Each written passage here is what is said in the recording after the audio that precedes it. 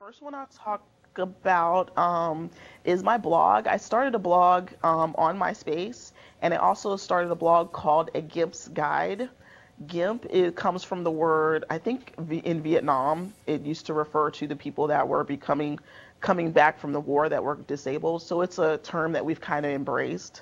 And it's like an inside word that we use, me and my friends. Like, I'm a gimp, you're a gimp, we're all, gimps. But anyway, it's called A Gimp's Guide, and it's on Blogspot. But my MySpace page, I put the blog up about exit strategies for graduating, because I felt like there were so many little things that I wish I had done. Some of the tips on there, there's 15 different tips about what you should do.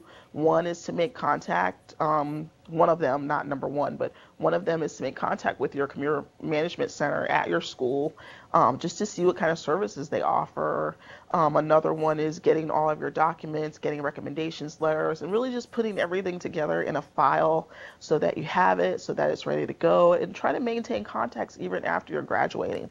So the name of that article is called Graduation Exit Strategy. And the subtopic is, besides get a job, what else? So that's basically the article that I think it's really informative as far as, and I really worked hard to get it up before this interview so it could be available. And I will be doing more blogs in the future. Just that initial one is really hard. Thanks. The one thing is that, every school has a career management center, and also being a distance learning student, I'm 3.5 hours away from the campus. But that doesn't mean that, I could not take part in it or I could not use the services. One of the things was e-recruiting. They have a job board. You guys have a job board. Obviously, you know what you have. But there's all kinds of things on there that even if you don't go on campus, I'll probably not come to your campus again for a while because it's so far, but, I'm still able to connect and still able to, I know there's so many campuses. There's one in Arizona, and I think there's one as far as Oregon or maybe Washington. I'm not sure, because there's always these students in our class too. So calling from Yavapai and all those places. So it's important that they also realize that even though they're so isolated, being so far away distance-wise, they can still access some of the items and supports that you have to offer. The next site I want to talk about is the Office of Personnel Management, or OPM. Most government and federal and state employees know about this website, but a lot of people still probably don't know about it. It just has a lot of specific information as far as getting a government job, working in the federal government, getting all the resources. There's even specific sections about what persons with disabilities can do as far as documentation to kind of not necessarily move you higher in the hiring pool, but certainly to just increase your chances. They are looking to recruit people with disabilities. They are looking to recruit minorities with disabilities, women and African Americans, Hispanic, Asian, whatever. So I think that it's important for everyone, every college student, to go to that website just to see what they have to offer and to learn more about getting into the system. And of course, there's the Career Management Center. I believe it's odu.edu/CMC. The Career Management Center really wants to ensure that you are successful, and I think that they have a vested interest in ensuring that that happens. The last website is the Disability Support Services, or DSS. I use DSS all through school as far as getting accommodations, letting people know, and they also help with the recruitment program and with the workforce recruitment program.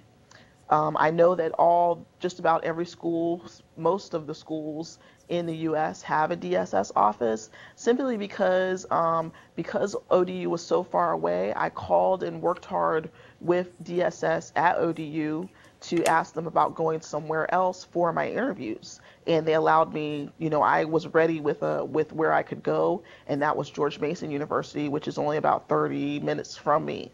So I asked if I can go to their DSS office and interview there, because you have to do an interview to be considered for the workforce recruitment program. And there was no way I could make it all the way to Norfolk in that amount of time and just come back. I'd be exhausted, even though I do drive. But It's just a long ways. And if you go to a campus, maybe you can try to get one that's closer. And if it really comes down to it, go to a community college. Or if you have a Teletech campus, how fortunate are you? You can probably do it virtually, or you can even see about doing a phone interview as a last resort. As far as finding a job with the workforce recruitment program, I would say and advise to people to take a more proactive approach as far as finding employment. For instance, last year when everyone was calling me from all these places that I couldn't physically go to because they were too far a drive to be working every day, I could have called agencies around me and asked them if they were a part of the workforce recruitment program. A lot of the federal agencies, like I said, and the government agencies are. So I kind of sat on my hands and didn't do anything. I just kind of waited for people to call, and then, and then I didn't get anywhere. So if even if I probably asked the person that interviewed me, she gave me her email and everything, and I didn't even make use of it. Now, of course, I work at the building that she works at, but I could have asked her then, is there a list of agencies that are participating in the workforce recruitment program for people with disabilities? And I just didn't. I didn't think of it actually till today that I could have asked for that, preparing for this interview. But there are probably agencies very close to you. There are a lot of government agencies hidden in industrial buildings because they're kind of camouflaged because nobody wants them to know that they're there. So take a more proactive approach to get the job and to call people instead of letting them call you.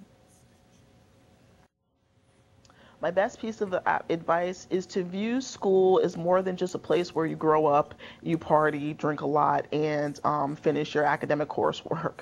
But view it as a place that, view it like a job, that you are interviewing and that you are networking with everyone who's in a position to assist you, to make contacts, to make a good impression, to, just really get in there.